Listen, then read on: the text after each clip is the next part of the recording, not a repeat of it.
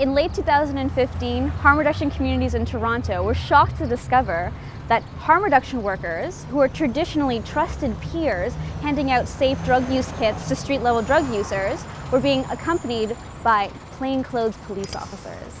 The Street Outreach Project is a partnership between John Howard Society, The Works, Toronto Police Services 11, 12, 13, and 14 Division, and it's a plainclothes officer with a harm reduction worker or social worker type person who goes out into the community after they've gotten a referral through this online referral system, and anyone can submit it, any neighbor can submit it, any business can submit the referral, and they take information of the person, so they say who they are, if they know that, where they are, what is the issue, whether they're hungry, whether it's a drug-related issue, mental health related, and then the police would then go out, whether if it's with John Howard Society, they actually go out together, so the officer, from our understanding, is in plain clothes, and at first when this project began, they weren't identifying themselves as police, so that was like a major issue. It's really important that people know that they're engaging with police when they first come across them. Harm reduction workers engage with people who use drugs, and people who use drugs are criminalized people.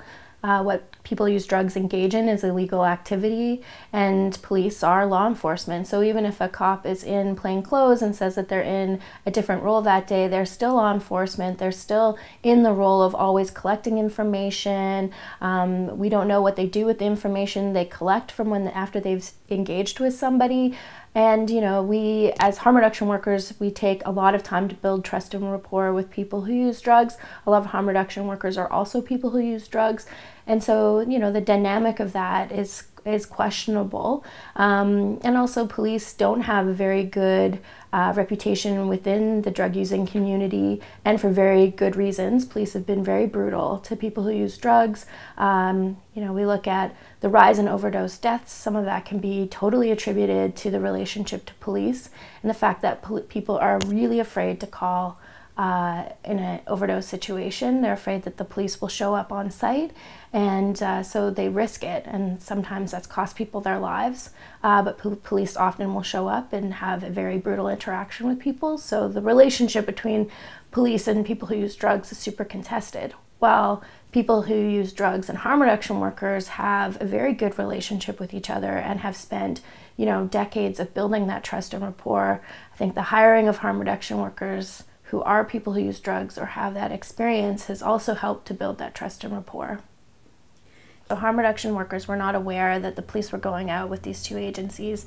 It caused a lot of distress. It caused a lot of distrust amongst people on the streets who were then, you know, saying that that they saw plainclothes officers with harm reduction outreach workers, that they had engaged with them, and that just like spread like wildfire. And I think, you know, that in itself has created harm already, and police not saying that they're cops is like very dangerous. It's incredibly dangerous, and it's really misleading, and it creates like a level of distress amongst harm reduction workers that we've like worked decades to build.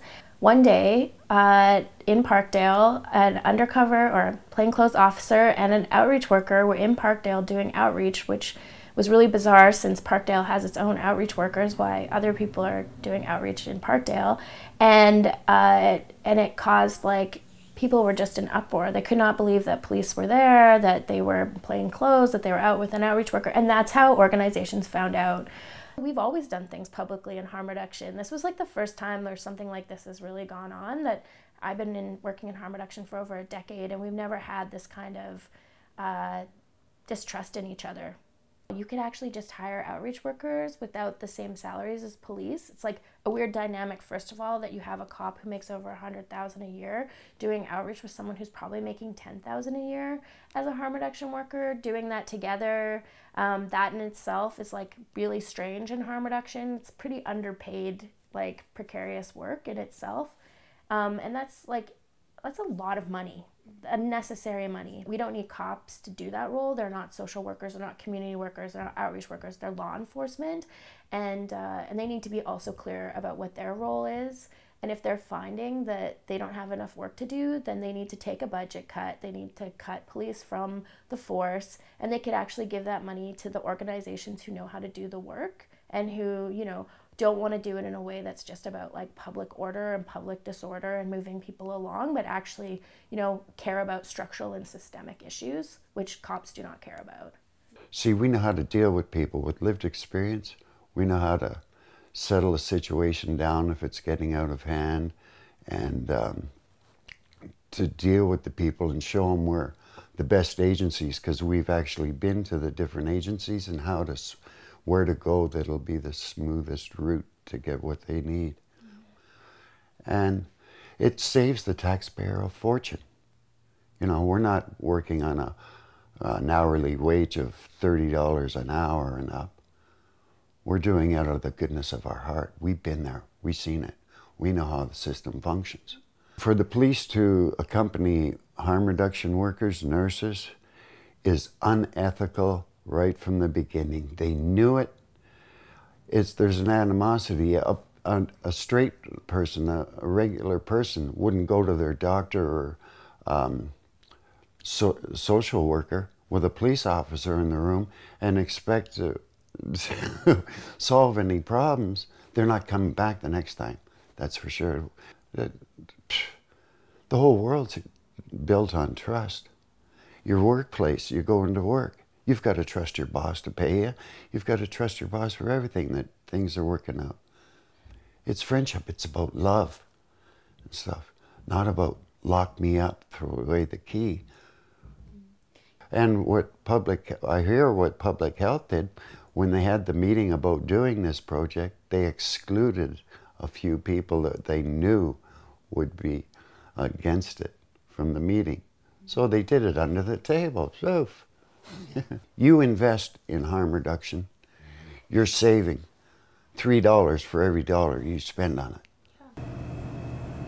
I think it like totally makes sense under this like liberal ideology around like, how do we take care of substance users? We involve the police, because the police are this sort of like arm of the state that's all about like protecting and serving and all that sort of stuff, to sort of like mask the fact that like these are actually the people who are causing the most harm to people that are like experiencing the brunt of like economic and like racial violence, and who are responding to that by like using substances and engaging in like survival economies and things like that.